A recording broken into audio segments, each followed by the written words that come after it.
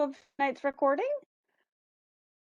For those of you who are joining us for the first time, this is day 4 of our National Consumer Protection Week and Midweek Money Matters event. And I'm so glad that you're here today. We're going to be talking about some basic scam prevention. On Monday, if you were with us, you know that we talked about some of the top scams that we saw in 2020. On Tuesday, we talked about the red flags of scams. Yesterday we talked about the 5 steps that someone needs to take if they become a victim of a fraud or scam. And today we are talking about basic scam prevention. And I'm so glad that you're here. We are basically breaking this down into sort of these 3 different areas. I like to think of it as getting back to the basics. We've covered a lot of different things, so we're just going to kind of pull back and talk about ways that we can avoid becoming victims by being aware of the ways that different types of scams come through. So we're going to start with in-person scams. You're at home, doing your thing, minding your own business, as all of us are these days, and suddenly there's a knock at your door, but you're not expecting company. So we need to know that number one, we don't have to answer the door, right? We want to make sure that we keep our doors locked and know that we don't have to talk to the person that's knocking on the door. If you have a peephole, use it. Make sure that you know who's at the door. If you don't know that person, you don't have to open it. It's always a good idea to be better safe than sorry because there are people out there who will come knocking on your door and tell you suddenly about the roof job that they think you need to have done. And for a really low fee, they'll help you to fix it. There are lots of other scams out there that you need to be aware of. People knocking on the door claiming that they're selling health insurance or they want to make sure that you're getting the best rates on your utilities. While sometimes those people do come around, it's okay to question them. I always like to pretend that there's someone else at home with me. I don't have to be any doesn't have to be anyone specific. I can just say, "Oh, hey honey, just a minute, there's someone at the door." And then that way, I at least give the impression that there's someone else in the house with me. And when I don't open my door and I do all of the things, I can be better prepared to stay safe at home. And we need to know that we don't have to let anyone in. If they insist that they are legitimate, you can ask them to check their identification, and you don't even have to open the door to do that. Then you can get on your phone and you can call the organization they claim to be with and verify that they have the right to be there. You can ask them to leave a business card or whatever printed information they have. And then when you get a chance to look at it, you can check the telephone number against what you know is true.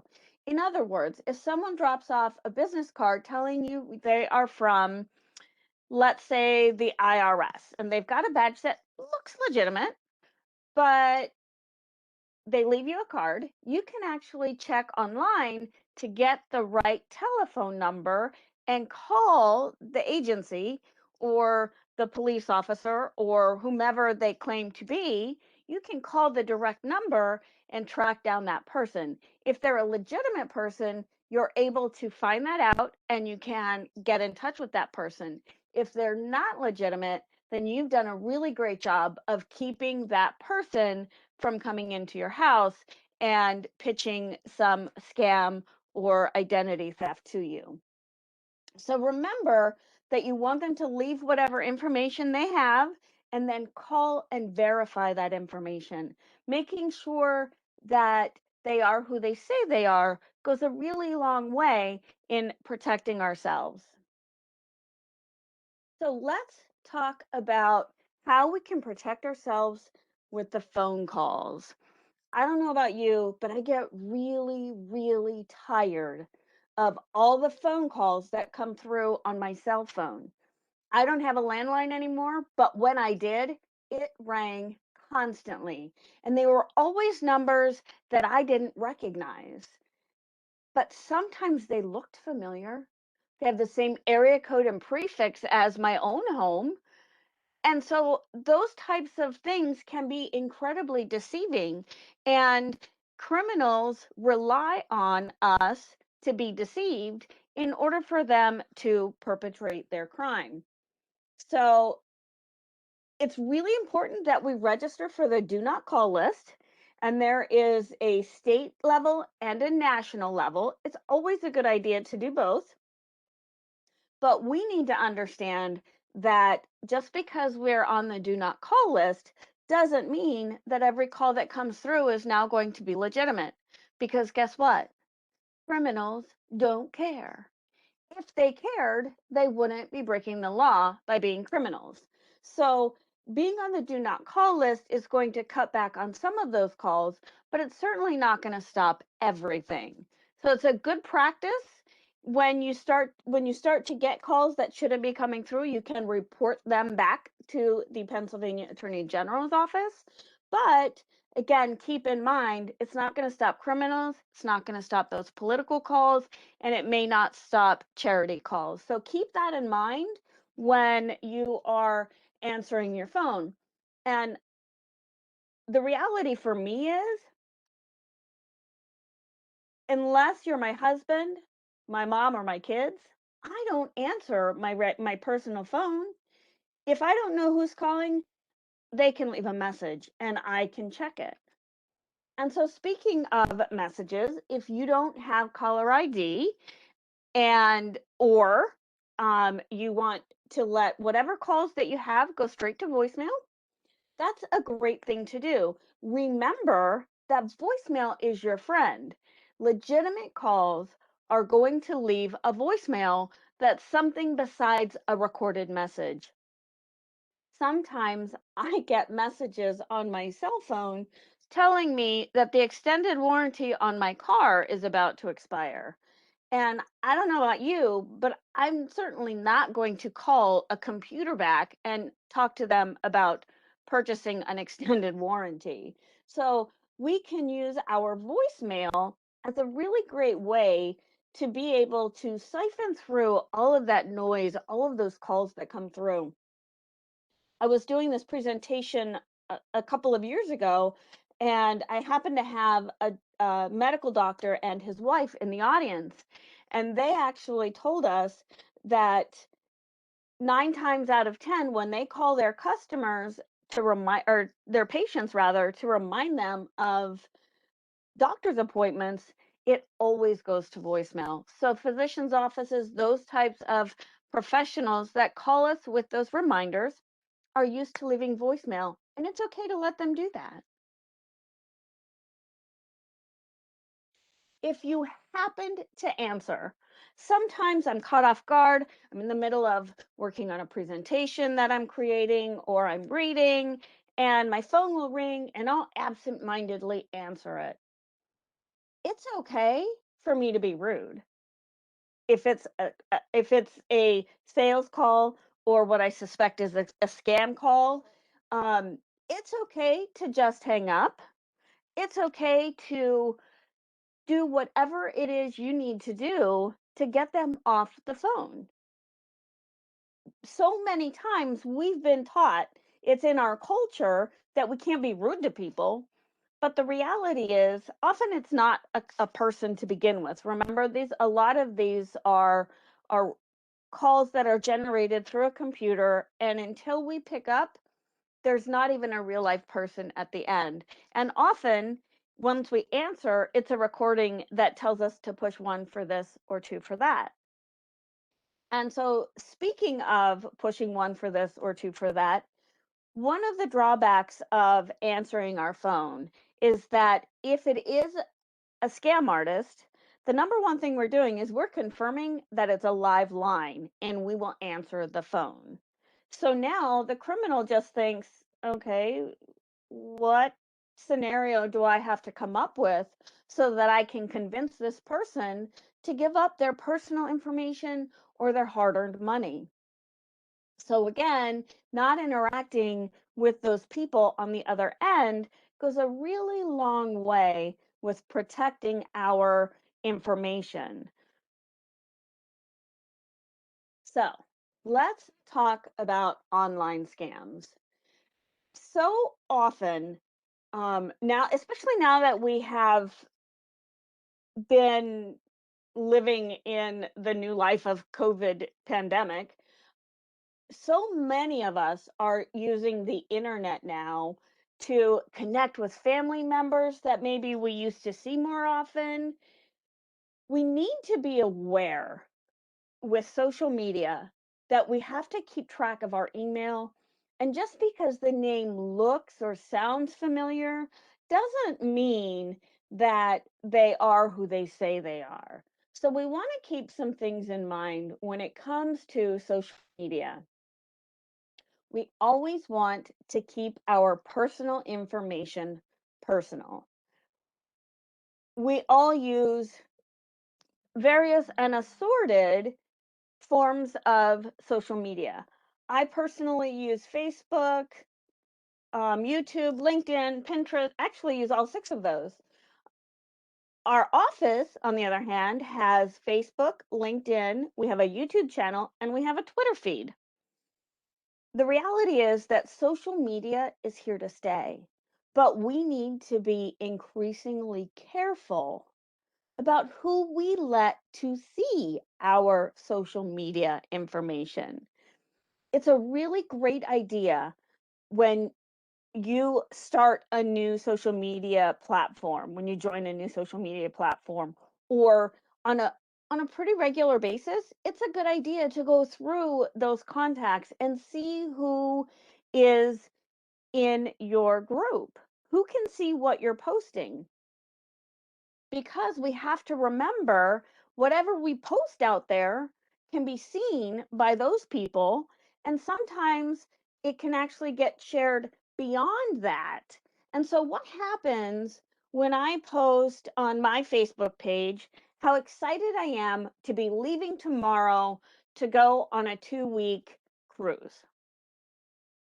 Now, maybe my friends are trustworthy, but maybe my settings are such that my friends' friends can see what I'm doing.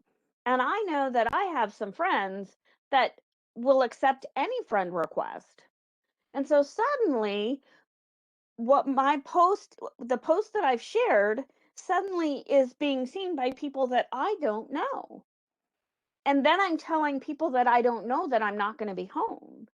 And it's not necessarily very difficult to figure out where I live if I've ever posted pictures on my social media page. So we need to be aware of those things.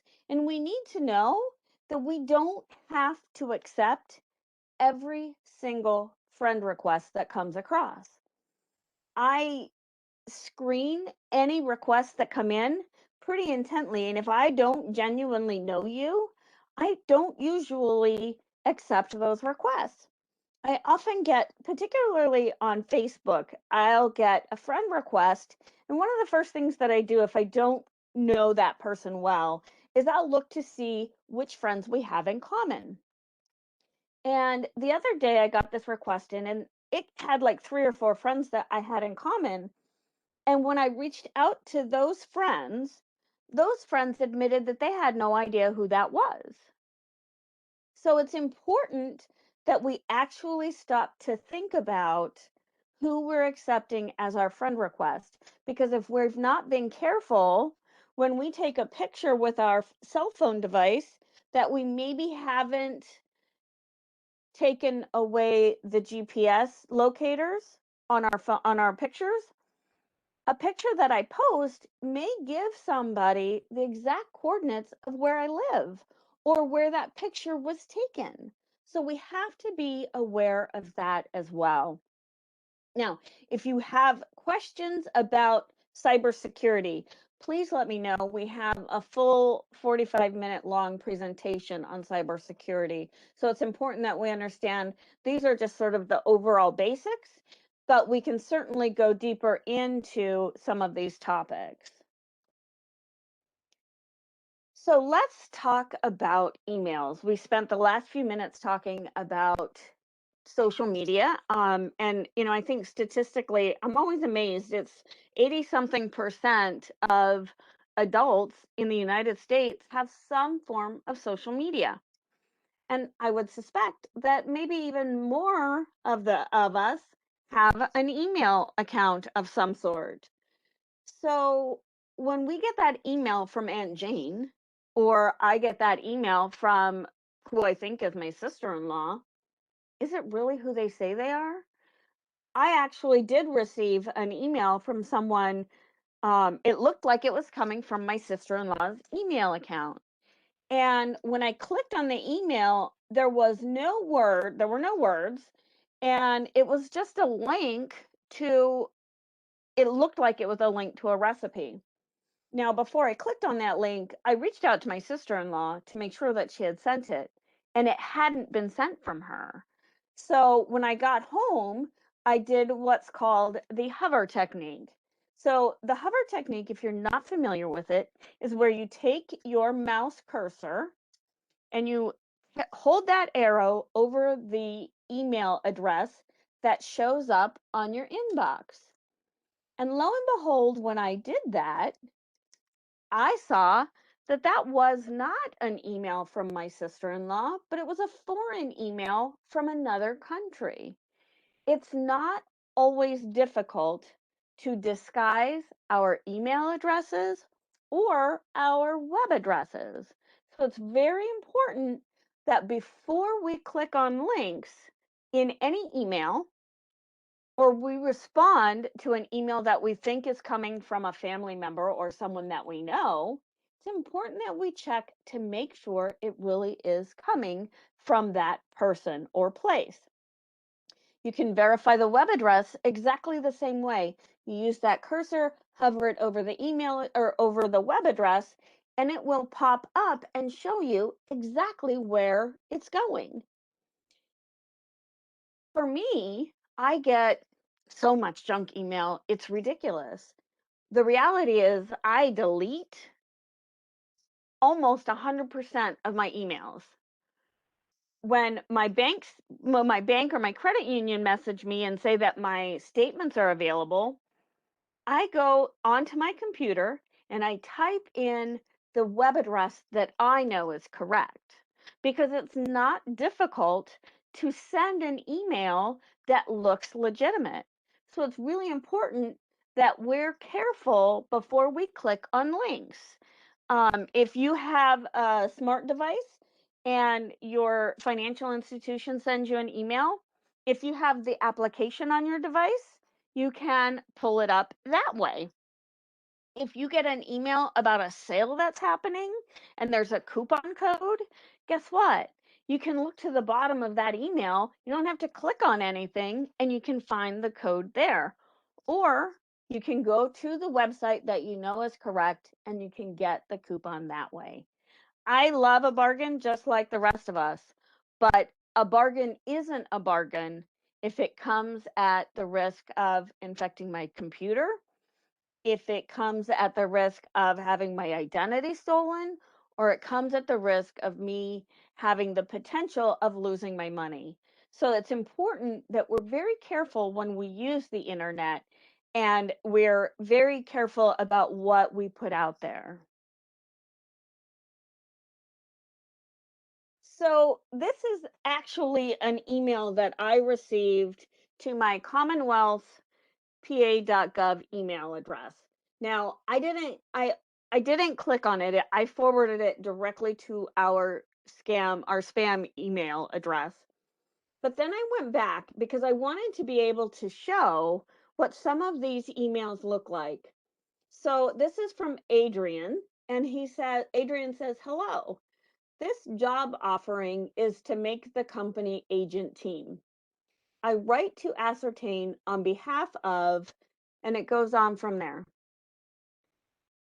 That email makes absolutely no sense. When we get an email like that, we know that that is a scam. And often they're going to have links in them that they are trying to convince us to click on. And in this day and age where we've got so many that are unemployed, when you get an offer for a work from home position, it can be tempting to click on those links. Criminals know what's happening in our world, in our community. And they're going to use that to try to convince us to give up our information. So, being aware of these things goes a really long way in helping us to protect ourselves from becoming victims of frauds and scams. So, when we stop to look at certain things like emails that we get, we have to stop and think about, does this actually make sense? Unfortunately, many criminals use free translator services, and they'll write an email in their native tongue and they'll use the free translating service. And the free translating service isn't all that great because you got what you pay for, right? So we need to, look at that. When we get an email, check for spelling, check for grammar. Make sure that those types of things all kind of make sense. So let's spend just a couple of minutes talking about strong passwords. The reality is, I could do a password presentation for a half an hour all on its own. So we're going to sum it up in just a few minutes. When you're creating a password, the longer it can be, the better off you are. There are actually computer programs that spend their time trying to crack passwords. So keep that in mind when you start to think about how you're going to create your next password. Make sure that it's a combination of upper and lowercase letters. Throw in some symbols where you can. Use some numbers. Use a dash. Use an underscore. Take a sentence that you will always remember and take the first letter of each word and then create a password with that. Instead of using an L or an I, you can use the number one or an exclamation point. Instead of an S, you can use a dollar sign. There are so many different things that we can do that will make our password much more complicated for a criminal to figure out. Now, that makes it difficult for us to remember, right? So that's why I say create that sentence, create that password phrase, and then all you really have to do is remember what character represents what letter or what number, right? If I want to use something that has to do with my date of birth, I was born in 1970. So instead of using a one, I could use the letter I. Instead of the number 0, I can use the letter O. What if I was to do, instead of a 7, what if I used a capital L? Using those types of tweaks will help us to remember what the password is, but password programs will take years to figure that out. So make sure that it's a big, the longer the better, that mix of letters, numbers, and symbols. And more importantly, it's important that you use a different password for every login. I know that's incredibly frustrating. I probably have 15 or 20 logins just for my work alone, let alone my personal life. But it's important that they're different, because if one password is compromised, we have to be careful of all the other passwords that maybe are the same. One thing to keep in mind is that your email password may be the most important password to keep nice and strong. because if I forget my password to log into my financial institution, I can click a button and have an email sent to me so I can change my password. If a criminal gets access to my email password, that kind of gives them the opportunity to do lots of other damage with some of my other login credentials. So keep that in mind when you start to think about your passwords, particularly, again, that email password. All right. So, those of you who have participated in some of the other sessions, I always like to provide many different resources. So, tonight, our resources are my office, the Pennsylvania Department of Banking and Securities at dobs.pa.gov. The Postal Inspection Service has a great system that keeps track of all the complaints that come in, and the postal inspections inspectors can access that information, and they're phenomenal at tracking some of that stuff down. So USPIS.gov, if you have a fraud or scam that touches the mail in any way. And finally, in Pennsylvania, the Pennsylvania Attorney General's office is at attorneygeneral.gov. Any frauds or scams should be reported to the Attorney General so the Attorney General knows what's happening throughout the state. So it's important that we report that information there as well.